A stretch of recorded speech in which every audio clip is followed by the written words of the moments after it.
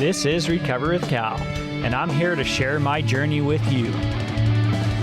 This podcast is intended to not only help Callam in his recovery, but also to give hope and support to others who are going through difficult situations in their lives. Welcome to Recover with Cal. I'm your host, Callam Oliver. Woo! And I'm here with a good friend of mine, Gary Nickel. Yes, sir. And I'm popping buttons already. We are recording from the Dufferin Ave Media Network. Mm-hmm. And thank you for tuning in with us. This podcast is kind of a passion project for me. It's a part of my recovery. Yep. Gary, you've been along for this journey with me over the past 4 months now. Yep. Definitely have.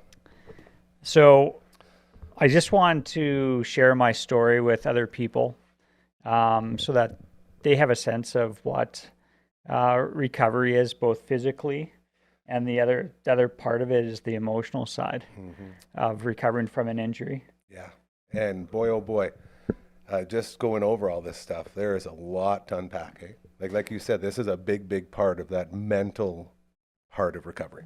Yes. Yeah. And I hope the podcast gives people their own hope in whatever injury that they might find themselves being in. Whatever it is, you know, like I know one thing is that I have kind of come to realize is that life is fragile, life is short, and everyone has different barriers that they go through. Absolutely. You were very, very clear off the start of this too. Yes, it is a part of your recovery, but you wanted to make sure, hey, if you're going through what I went through, I'm here to tell you how to do it and how to get there. You know what I mean? Well, I could be an example of this is what somebody, I mean. Sorry, I guess right? that came off a little braggadocious. The point being that he wants to help others going through this because there's not a lot out there. Yeah, you know, I learned a lot of things about life, and I'm still learning about how to navigate through the new life that I'm in. Yeah. Right. That's the biggest thing. And I do think this is part of my own recovery is that reflection, and I wasn't ready for it at the time. I had a kind of like my own mantra of like, okay, every day is, you know, just focus on the day. It's just one day at a time. You got to survive and you got to move forward. And now I think I'm at a point of my recovery where it's time for me to look back. It's time for me to reflect. And, you know, I have this awesome opportunity sitting here beside you to share this story with an audience. It feels so weird just looking back. Like I was going over the notes, November 9th. Mm-hmm. It's like, it doesn't even feel far away. And your entire existence changed within that time. Yes. You know, like that's so hard to comprehend. So on November 9th, 2024, I'll just like kind of make a setting for you here. Like this was a beautiful weekend. I had, what did you say, the best day of the year, the last best day of the year? It was sunny outside. The temperature was great for November. Yeah. It was the November long weekend, and I had cleared my schedule to go ride mountain bikes with two very close friends that were part of the Rock and Road Mountain Bike Club. Good shout out. Yeah, and we went to some trails just outside of Prince Albert, and I was looking forward to this all season to get out to these trails. And I was about to move to an acreage just down the road from it. So these were going to be like my local trails that I was going to, you know, be able to go through. And in these trails, there is a fantastic bike park that had features, jumps and drops, and you know, so it was an exciting time for me to get out there. A lot different from the trails that you're normally used to. I had been riding mountain bikes for the last 5 years, seriously, and I would ride, you know, probably about like 3 times a week. and I was practicing features. I was riding single track trails. I had a great group of friends that I would ride with, and I was part of the mountain biking club. So it wasn't something that was foreign to me. Yeah. It's not Um, like you're just trying something new for the first yeah, time. Yeah, you have yeah, and experience going in. looking back at my accident, that's one thing that I find to be um, a positive is that I have zero blame on Mm, the sport of mountain biking. I have zero blame for the trails, mhm. and perhaps the feature that caused my accident, uh, because it wasn't something that I was out of my wheelhouse. Yeah, something you knew you could do. Yeah, and I had wiped out on my mountain bike numerous times before. That was one of the jokes we first eased into Hmm. was Seahawk. We used to play videos of you on the trail showing us how to fall Yeah, correctly. well, I should go back and put like a disclaimer, like don't follow that because this is what can happen to you. Oh God, I Yeah, shouldn't laugh. And that's another thing you're going to notice with you these conversations. They get outrageous, and you laugh at the weirdest times and you have feelings to and you emotions. have to have Yeah, humor you about it. have to. Like that's That's it. that's one thing that got me through this Hmm. uh, recovery process is you have to be able to take things a little bit light and Yeah, and have a laugh with friends. absolutely. Thousand So percent. um, I'm with you. part of here's where things get really foggy for me, Gary. Okay. When I biked out there with two of my good friends, Bush and Matt, and we were about to start riding trails, and I wanted to, try a few of these features before riding. And the last thing that I remember is beginning to pedal. And I have no memory of the accident. I have no memory of what happens after. Any memory of the feature itself? Zero memory. Everything went Crazy. blank for me. And, this part of my recovery was coming to terms with that unknown piece. Yeah. Because still, kind of to this day, every once in a while, I'll find myself cycle through in my mind like that moment, the what ifs, Yeah. the how did it happen? And it's not, I don't find it healthy. At some point, I'm gonna my my emotional, intellectual part of me is gonna be okay with not even thinking about it anymore. But right now, I'm still in that kind of a cycle. And I was finally ready to have a good conversation with Bush, one of my friends that I was riding with, to fill me in with what happened. And I think it's going to be important for me in my recovery, knowing this, so that my brain doesn't cycle through it. Yeah. So just keep going over and over, trying Hmm. to. You just need that closed book. That's Kind of right. close it off.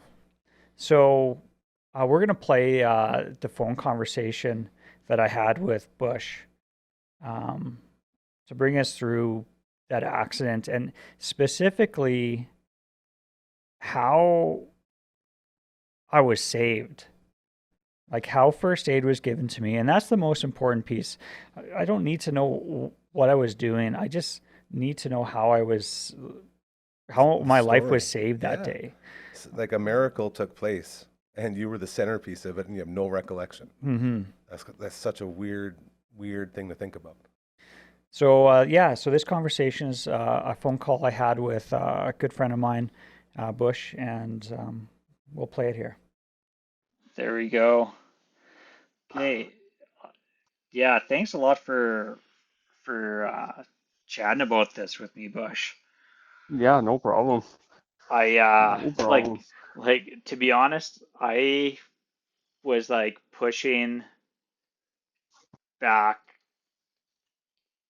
like the accident and like that kind of stuff in the back of my mind for like I don't know, a long time because I don't for one thing, I don't like all like the medical stuff. Like I got my first aid, but I would not want to be the person. 10 minutes to our first day, like that, like that sort of stuff. Just like, I don't know, it makes me like woozy just thinking about it. So Yeah, it's definitely not something you look forward to anyway. yeah, oh, totally. But like I know I've told you this before. Uh, like I'm really fortunate that you and Matt were riding with me that day, and that I wasn't alone because I do think that you guys saved my life. Just being able to give me that first aid and to haul me out of the trails. So I guess I just want to again thank you for that. Uh, yeah. So thanks, man. Yeah, no problem. I'm not going to leave you there. Alrighty. Okay. Hey, so I just want to paint a little bit of a picture and um, s- about like like who you are as as a friend of mine and a fellow uh, bike rider.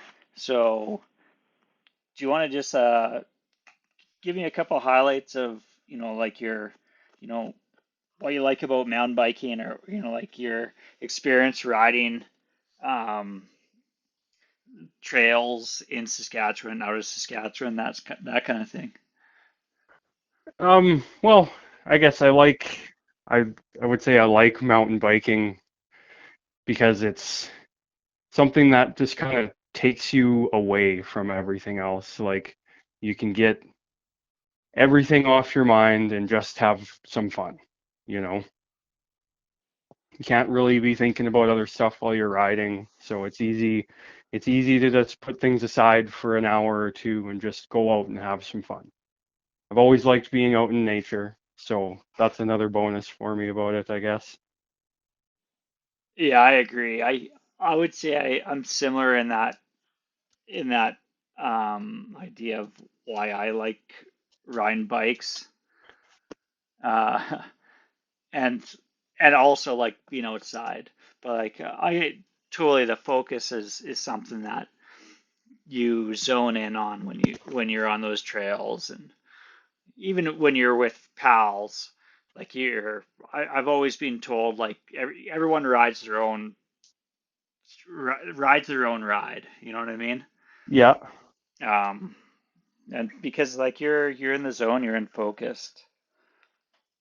So kind of the interesting thing with the day of my accident is you and I and Matt went out riding with on our club ride. I think it was my first time riding on those trails out there that season. And we got to the trailhead and I remember you saying something to me that was interesting. You're like, let's just warm up. And I'm like, yeah, okay, but let's just session these features a little bit more.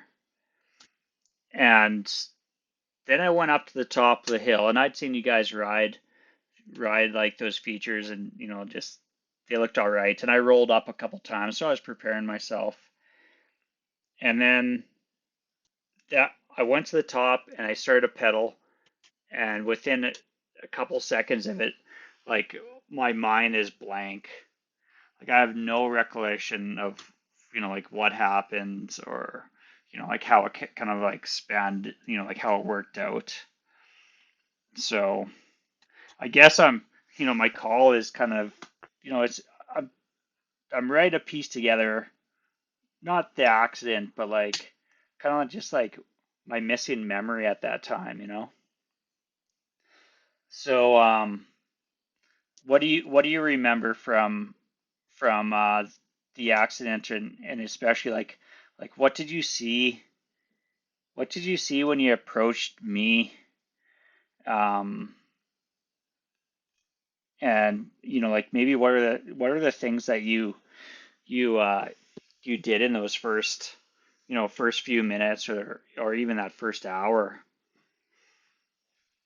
So you you rode down to go and hit the jump, and I was super stoked for you. And I saw you going, you were about to go up the lip, and I grabbed my bike and I was going to ride down and congratulate you. So I didn't actually see you crash, but I heard it. So then, I heard a big crash. Yeah. And from where we were standing, the jump was kind of obscuring the landing, so we couldn't see you from where we were. Yeah. So we headed down there, and when I got closer, I could hear you like I knew you were unconscious. I could hear you like agonal breathing already. I didn't realize it was as bad as it was yet. Yeah. So, I mean, I raced motocross when I was young. I've seen people unconscious on the ground from crashes and, people breathe a certain way. I thought that's what it was at first when I heard it, but as I got closer, I realized it was worse. It wasn't normal. Like normal, someone knocked out, kind of snoring a little bit. It was like I knew it was bad. So we got up to like kind of where the jump was, and we could see you, and you're laying face down, and your bike was on top of you, and your feet were Oh. kind of tangled up in it yet. Yeah.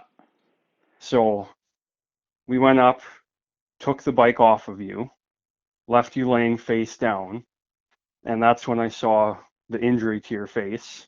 So I was like, okay, this is pretty serious. I was initially worried about like like a brain injury, like head trauma.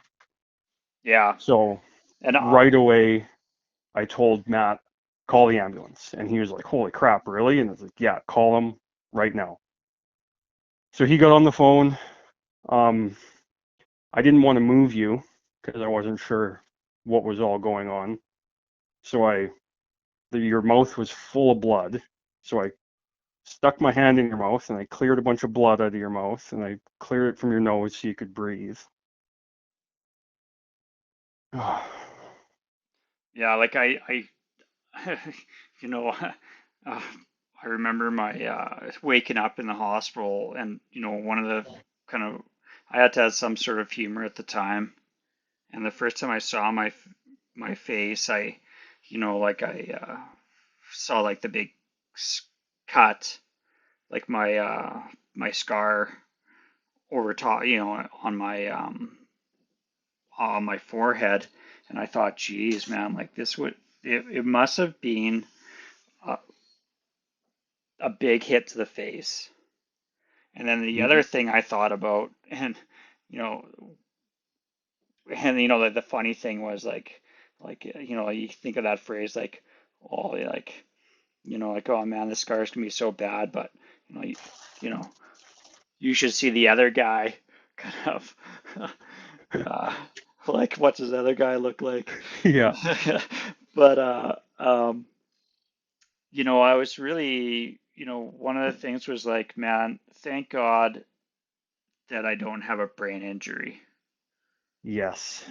Like wearing that helmet probably saved my mind from, just that sort of disability, right? Yeah. And like, Yeah. man, to this day, like I'm so fortunate that I have that. Like, like I really count my blessings with that. Yeah. You had a good helmet. It was broken. Helmet was broken. Um, One thing about the helmet though is I think the helmet caused the cut on your face by uh, being shoved down. or like I think, maybe the visor or something like that. yeah, like the band, I don't know, but it just how everything was. That's what I thought. Yeah, yeah. Um,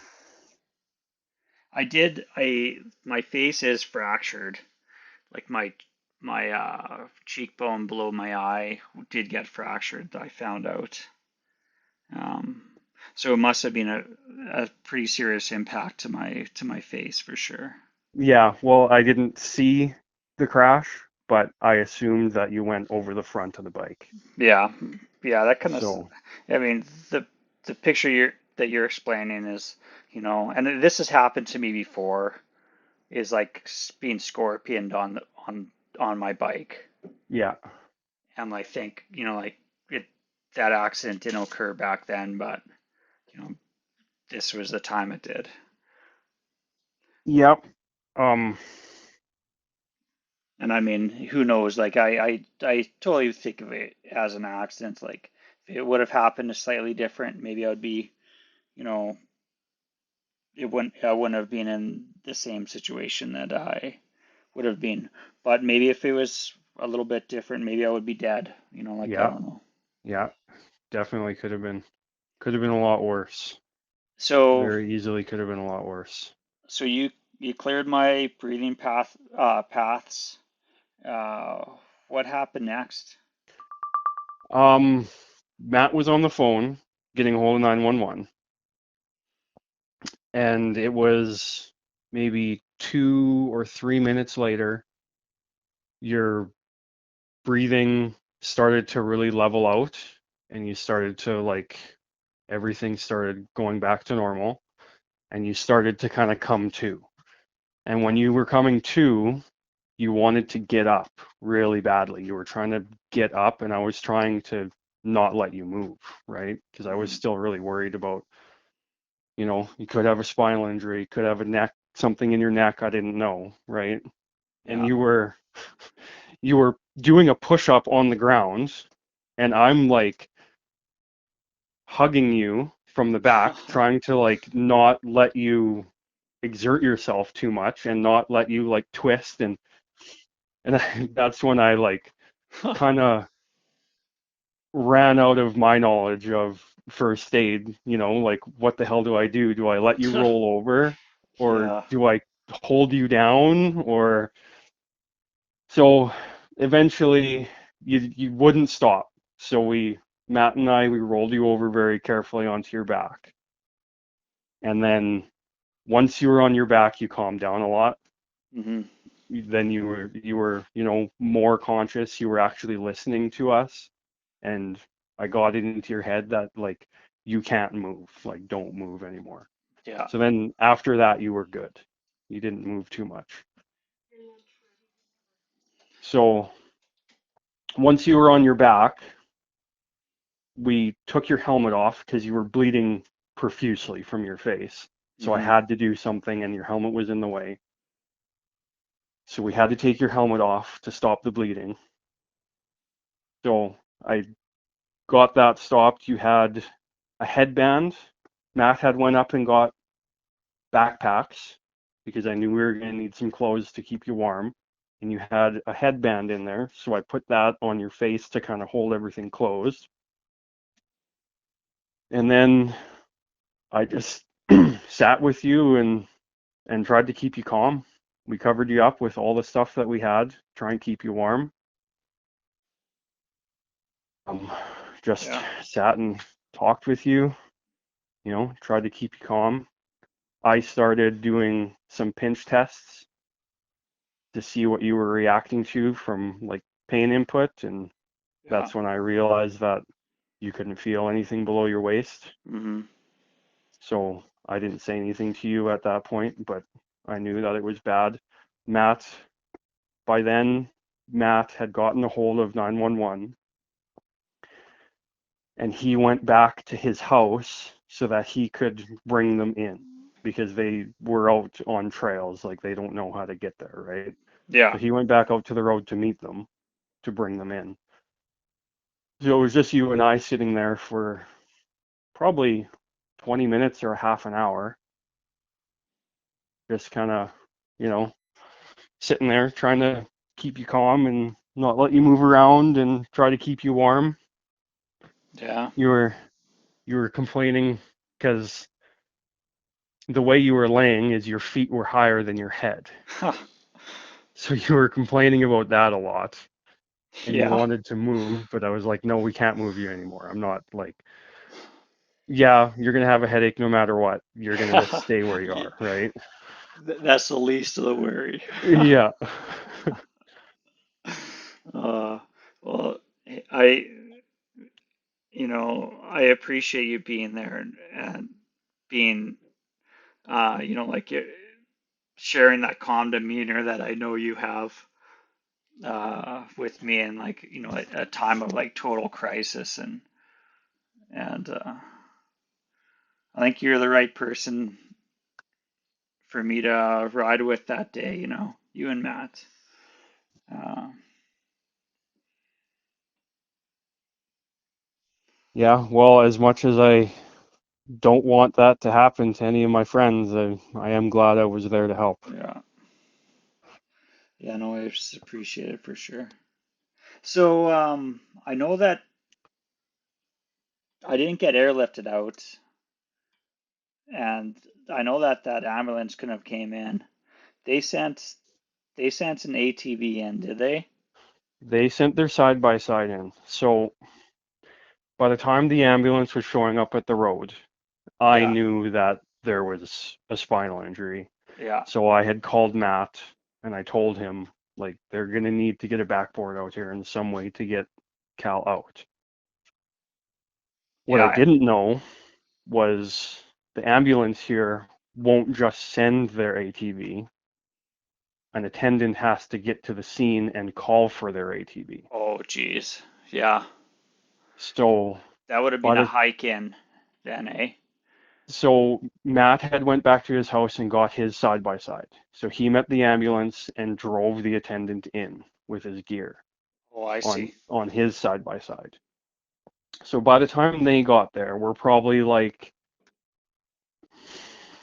maybe half hour, 45 minutes after the accident now. Yeah, Um, you were doing really good. You're really calm. Your breathing was really good. Um, yeah, you weren't trying to move around anymore, so you were you were good.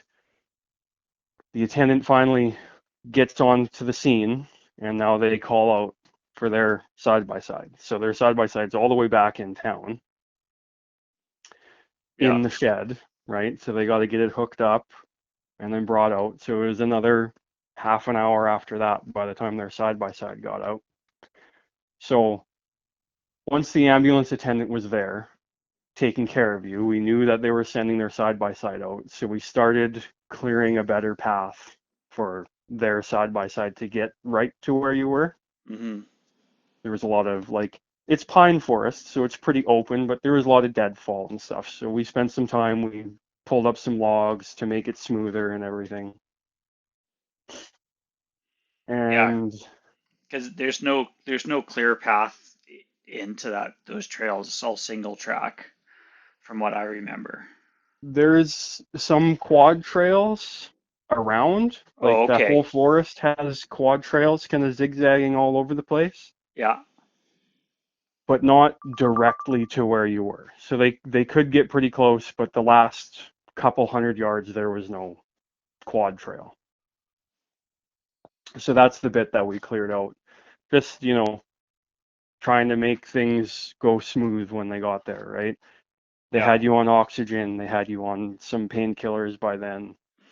They had you in a real like neck brace. That was another thing I did. I took your jacket and I like made a impromptu kind of neck brace so your head wouldn't roll over yeah, while we were waiting. So they got that out of there, put a real brace on. All good. Got a space blanket on you. Of course, I didn't have one. Usually I do, but I didn't have anything that day. Um, yeah, and we just had to wait again. So we sat there and we waited. You know, it was probably we're well over an hour now, yeah. right? By the time their side by side shows up. Um, in total, by the time they finally got you loaded up and off to the ambulance, was just under 3 hours. Oh, wow. I was looking at my messages because I called Laura and I let her know when you were in the ambulance going. And Yeah, my kids were actually supposed to be meeting us out there and they were on their way out. And right after the accident, I called them and told them not to come. So I had kind of a time frame, of when it happened and when you were gone. So, and it was 2 hours and 45 minutes about. by the time they finally got you to the road. So it takes a long time. Yeah. It takes a long time to get somebody packaged up and out.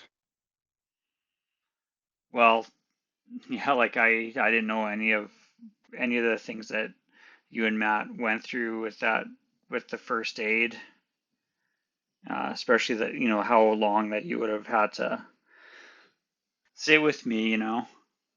Uh, appreciate that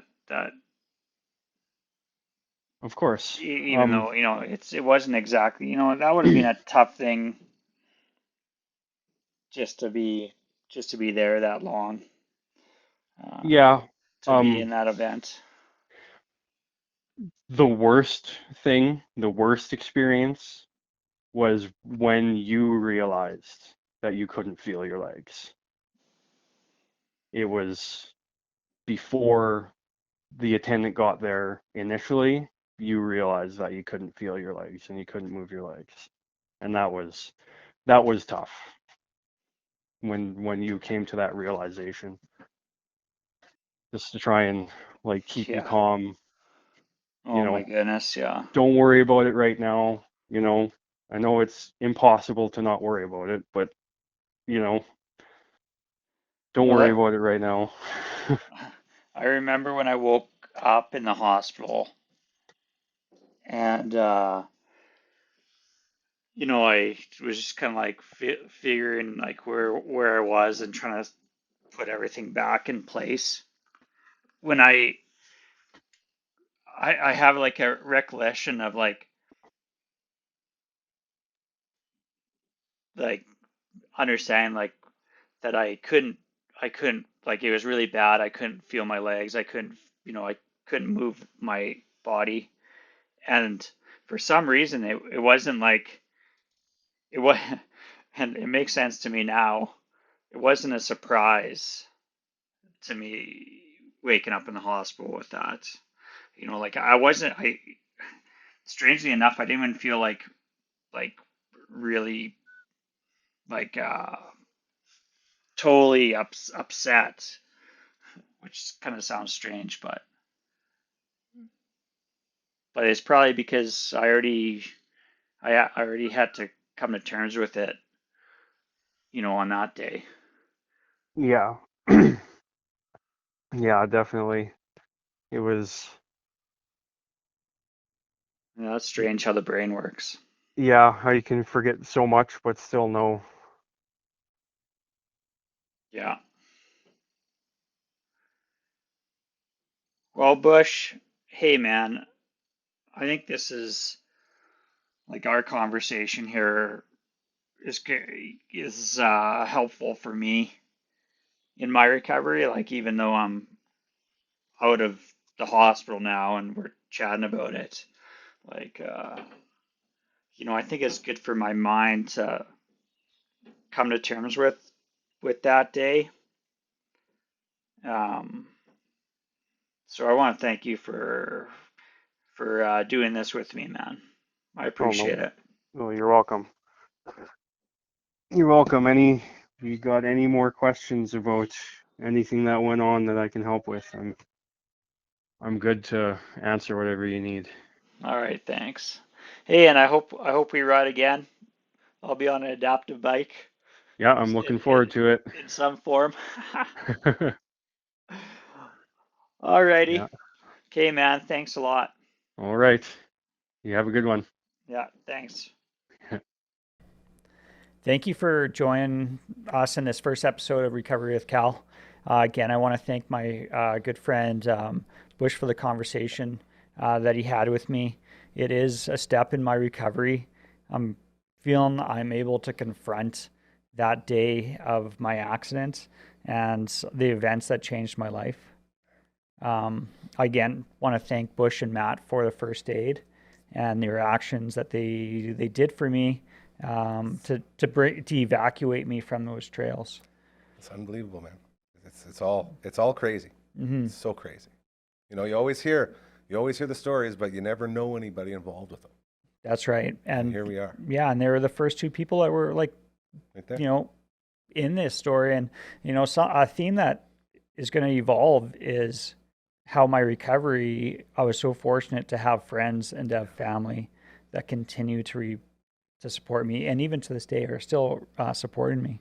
And it also doesn't hurt that your family is an actual army, like giant family full of the greatest, kindest, most empathetic people. Like, make no mistake, a lot of people don't have that, and you use that to your full advantage. And that says a lot about you and your amazing family. And in the next episode, I would like to bring in my wife to help the other part of my recovery. And this it's going to be it's what happens next after being evacuated from the trails. Yeah. So I hope you join us again for that episode number 2.